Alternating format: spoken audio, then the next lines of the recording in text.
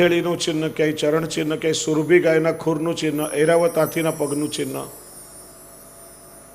અનેક કૃષ્ણ લીલાના ચિહ્નોના દર્શન ગિરિરાજજી પર થયા, કારણ કે એમનું સ્વરૂપ માખણ જેવું કોમળ હતું. પ્રભુના કોમળ ચરણારવિંદને પરિશ્રમ ન થાય એટલા માટે જ્યારે ઠાકોરજી પધારે, વેણુનાદ કરે, ગિરિરાજજી એકદમ માખણ જેવા બની જતા. અને એનો અનુભવ કરાવ્યો શ્રી ગુસાઈજીના પાંચમા લાલજી શ્રી રઘુનાથજી, એમના ગોપાલલાલજી, જ્યાંથી જે ગોપાલનો પંથ જુદો થયો, એમના ગોપેન્દ્રજી ખવાસના ખોળામાં ગિરિરાજજીની તળેટીમાં રમી રહ્યા હતા. ખવાસના મનમાં શંકા થઈ.